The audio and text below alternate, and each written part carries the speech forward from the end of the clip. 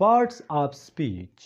دا parts of speech څه ته وایي او تقریبا هر څوک دا وایي همدا یو خبره کوي چې parts of speech زده کړئ نو دا ولې دومره ضروري دي او بله خبره ده کله چې موږ parts of speech زده کړو نو د دې به موږ ته فایدې څه وي که چېرته ستاسو په ذهن کې هم همدغه سوالونه وي همدغه پوښتنې وي نو بیا دا ویډیو تر اخره پورې خامخا وګورئ ځکه چې نن په دې ویډیو کې به زه خپل پوره کوشش کوم چې پارټ اف سپیچ تاسو ته د عین حواله تر زړه پورې ښه په اسانو الفاظو کې او یو نوي میتډ سره د دې وضاحت درته وکړم. نمبر 1 what is part of speech. د ټول نه مخکې خو به موږ دا زده کوو چې parts of speech څه ته وایي دا ولې دومره ضروري دی او کله چې تاسو parts of speech زده کړئ نو دې به تاسو ته فایدې څه وي. نو په یاد ساتئ په انګلیش کې د دې ډیفینیشن د دې تعارف دی. The classification of words is called parts of speech. مطلب د الفاظو درجه بندۍ ته ویل کېږي parts of speech. په parts of speech کې موږ د انګلیش مختلف الفاظ چې کوم دي په مختلف ګروپونو باندې ویشو. لکه تاسو په سکول کې د انیمل کلاسیفیکیشن په باره کې خامخا زده کړي وي یعنی د ځناورو د درجه بندۍ په باره کې چې په هوا کې الوزي هغوی ته ویل کېږي bird چې په ځمکه باندې ګرځي مطلب مار منګکورې وغیره دې ته ویل کېږي reptile. بیا را نور چې کوم دي mammal. نو همدغه رنګې په انګلیش کې مختلف قسم الفاظ دي چې دا په مختلف ځایونو کې استعمالیږي نو په دې وجه باندې په انګلیش کې دې ته ویل کېږي parts of speech. دا الفاظ چې کوم دي دا هم په مختلفو ګروپونو باندې ویشل شوي دي. د دې مختلف نومونه دي او مختلف کارونه هم دي.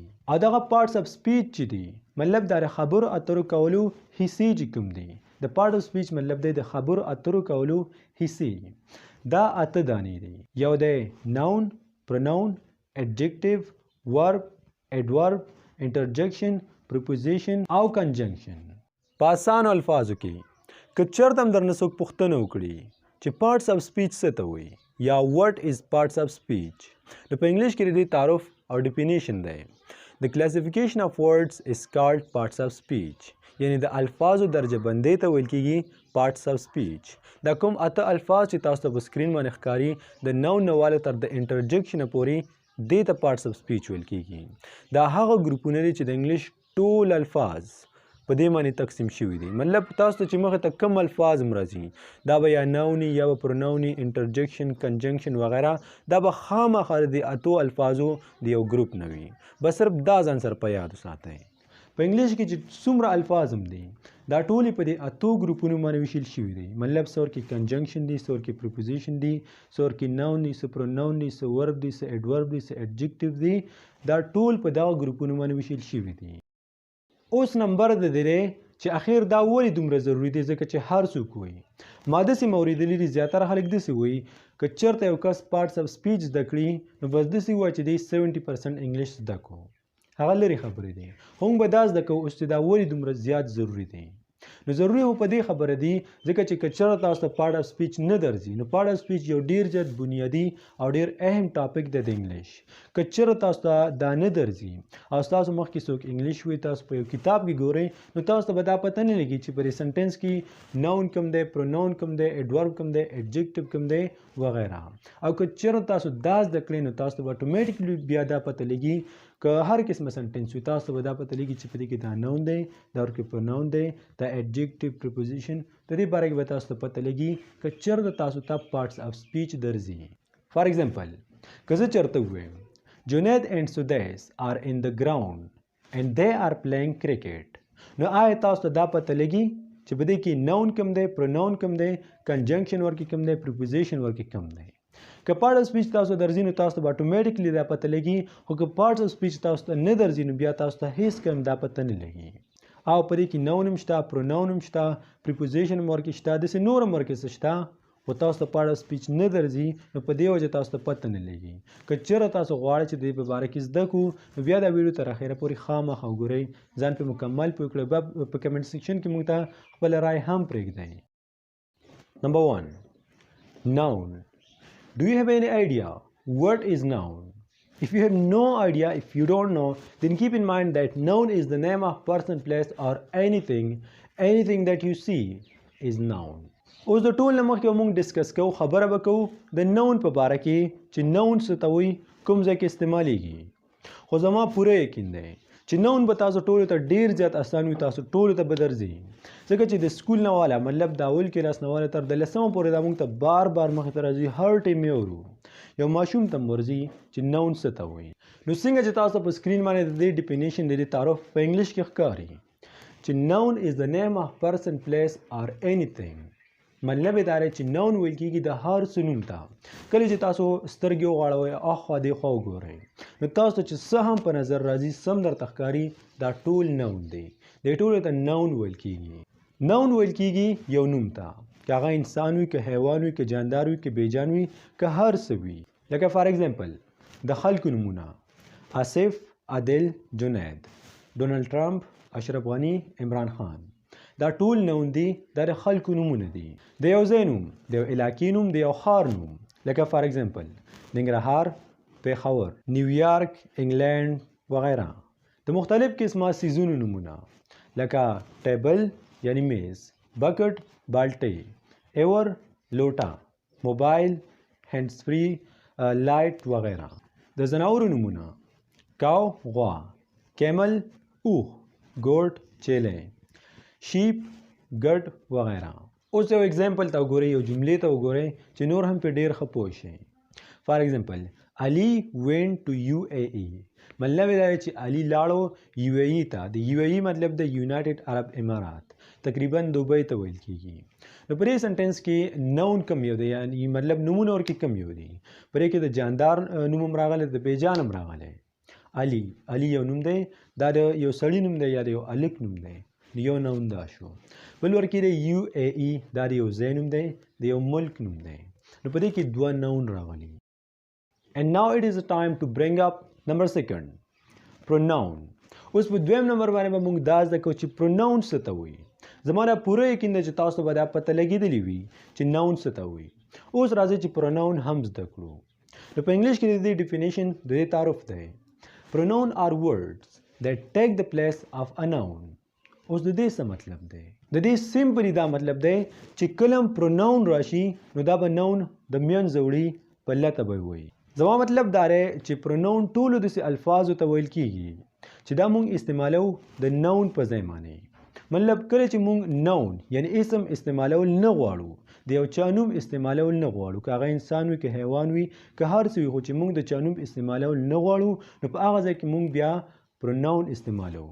لکه تاسو به پته وي په پښتو کې موږ کله کله د چا نوم اخلو، خو کله چې موږ د چا نوم نه اخلو نو بیا موږ وایو هغه، هغوی، مونږه. نو دې ته ویل کېږي pronoun، ځکه چې دا ځای نیسي د نون. ایگزامپل ته وګورئ. فار ایگزامپل د ټول نه مخکې موږ سره دلته د پښتو یو جمله ده چې عبدالله یو سټوډنټ دی او هغه ډېر قابل دی. نو په دې کې په لومبني سنټنس ته که تاسو لږ غور وکړئ، په هغه کې موږ استعمال کړی عبدالله. عبدالله د یو ماشوم نوم دی، نو دا خو نون شو. په دویم سنټنس کې دا د عبدالله په باره کې دا خو موږ پکې د عبدالله نوم نه دی منشن کړی، د عبدالله نوم ورکې موږ نه دی استعمال کړی. هغه ډېر قابل دی. نو په لومبني کې راغلی عبدالله، په دویم کې راغلی هغه. نو هغه یو pronoun دی ځکه چې دې ځای ونیو د عبدالله. د انګلیش یو سنټنس: سمی از ان د مارکیټ، سمی په مارکیټ کې دی. and he is buying a new smartphone، او هغه ځان ته یو نوی موبایل اخلي. نو لومبني سنټنس ته لږ سوچ وکړئ، په دې کې راغلی دی سمی. سمی د یو هلک نوم دی. په دویم سنټنس کې موږ د سمی د نوم ذکر نه دی کړی، بلکې د هغې په ځای باندې موږ صرف او صرف ویلي he is buying a new smartphone، او هغه یو نوی موبایل اخلي. که زه چېرته داسې ویم سمی is in the market and سمی is buying a new smartphone، سمی په مارکیټ کې دی او سمی ځان ته یو نوی موبایل اخلي، نو دا داسې مناسبه نه راځي، داسې ډېره صحیح جمله نه راځي. نو په دې وجه باندې موږ یو ځل ته بس د سمی نوم استعمال کوو، په دویم ځل باندې موږ د سمی د نوم په ځای باندې he استعمال کوو، نو he یو pronoun شو. بل ایگزامپل: سلیم and ظهیر are friends، سلیم او ظهیر دواړه ملګري دي. and they go to school together، او هغوی سکول ته ځي یو ځای. مطلب سلیم او ظهیر دواړه ملګري دي او سکول ته یو ځای ځي. نو په لومبني سنټنس کې سلیم او ظهیر دا د هلکانو نومونه دي او دا نون دی. په دویم سنټنس کې موږ سلیم او ظهیر استعمال نه کوو، بلکې د هغې په ځای باندې موږ سمپلی استعمال کوو دی. نو د دی مطلب دی هغوی، او دی ځای ونیو د سلیم او د ظهیر، نو دا pronoun دی. pronoun ټولو هغه الفاظو ته ویل کېږي چې دا استعمالیږي د نون په ځای باندې. اوس دلته موږ سره د pronouns ایگزامپلز دی. څنګه چې تاسو په سکرین باندې ښکاري I, they, you, we, he, she, it وغیرہ دا ټول پرونون دي. هغه پرونون ډیر زیات دي خو دا کوم چې تاسو ته ښکاري دا ډیر زیات کامن اگزامپل دی. نمبر 3 adjective. اوس دا adjective په کې څه ته وایي نو په یاد ساتئ adjective are words that describe noun or pronoun. مطلب یې دا دی چې adjective ټولو داسې الفاظو ته ویل کېږي چې دا موږ ته د ناون یا د پرونون وضاحت کوي. adjective داسې قسم الفاظ دي چې دا موږ ته ایکسټرا انفارمیشن یعنی اضافي معلومات راکوي د ناون یا د پرونون باره کې. زما پوره یقین دی چې تاسو به په ناون او په پرونون باندې مکمل پوه شوي یاستئ. اوس adjective چې کوم دي دا داسې الفاظ دي چې دا موږ ته د ناون او د پرونون وضاحت کوي. فار ایگزامپل که زه چېرته تاسو ته داسې ووایم I have a cycle نو تاسو ته به دا پته ولګېږي چې ما سره یو سایکل دی. زه تاسو ته دا ویل غواړم چې ما سره یو سایکل دی او سایکل څه شی دی دا یو ناون دی یعنی یو نوم دی. خو تاسو تر اوسه پورې دا پته نه لګېږي چې آیا ما سره تور سایکل دی شین سایکل دی سور سایکل دی غټ دی ورکوټی دی. نو که چېرته تاسو دا غواړئ چې تاسو د دې په باره کې معلومات حاصل شي دلته بیا موږ adjective استعمالوو. ما ته پکار دی چې دلته بیا adjective استعمال کړم ځکه چې adjective داسې الفاظو ته ویل کېږي چې هغه موږ ته د ناون یا د پرونون وضاحت کوي چې آیا د دې سایز څومره دی د دې کلر څومره دی وغیره داسې ډېر معلومات موږ ته راکوي. نو بیا زه داسې وایم I have a black cycle. اوس تاسو ته پته ولګېږي چې ما سره تور سایکل دی. نو بلیک وضاحت کو د څه د سایکل یعنی بلیک سایکل. نو بلیک دلته adjective دی. یا که چېرته زه داسې ووایم I have a big cycle. اوس تاسو ته دا هم پته ولګېږي چې ما سره یو غټ سایکل دی. بگ وضاحت کو د څه د سایکل او سایکل یو ناون دی. نو په دې وجه باندې موږ ویلی شو چې بگ دلته adjective دی ځکه چې بگ موږ ته وضاحت کوي د سایکل او سایکل یو ناون دی. بل اگزامپل ایوب is driving a car. تاسو ته دا پته ولګېده چې ایوب ګاډی چلوي خو تاسو دا پته نه لګي چې غټ ګاډی چلوي ورکوټی ګاډی چلوي. بیا به زه داسې وایم ایوب is driving a big car یعنی ایوب چلوي یو غټ ګاډی. نو بگ وضاحت کوي د څه د کار او کار یو ناون دی. نو په دې وجه باندې بگ adjective دی. اخیری اگزامپل که زه چېرته داسې ووایم he has motorcycles. تاسو به دا پته ولګي چې هغه سره موټر سایکلې دي مطلب د دې سنټینس مطلب دی هغه سره موټر سایکلې دي. خو تاسو دا پته نه لګي چې هغوی سره 2 دي 10 دي 20 دي 100 دي زیاتې دي ورسره خو تاسو ته پته نه لګېږي. نو که زه چېرته داسې ووایم he has 3 motorcycles. اوس تاسو ته پته ولګېده چې هغه سره 3 موټر سایکلې دي. نو 3 د څه وضاحت کو د موټر سایکلو چې مطلب موټر سایکلې دي خو 3 موټر سایکلې دي ورسره. دلته را 3 چې کوم دی دا 3 دا ورکې adjective دی ځکه چې adjective ټولو داسې الفاظو ته ویل کېږي چې دا موږ ته د ناون یا د پرونون وضاحت کوي. نمبر 4 verb. What is verb? verb څه ته وایي د دې په باره کې خو تقریبا موږ ډېرې تفصیلي ویډیوګانې جوړې کړي. په ډېرو ویډیوګانو کې موږ verb کور کړی چې verb څه ته وایي خو بیا هم ورته یو نظر وګورئ ځکه چې نن موږ parts of speech زده کوو نو دا ټول په دې کې راځي. verbs. Verbs are words that show an action. مطلب verb داسې الفاظو ته ویل کېږي دا داسې قسم الفاظ دي چې دا موږ ته یو کار ښیي. فار ایگزامپل شازیه is eating a mango. شازیه یو ام خوري.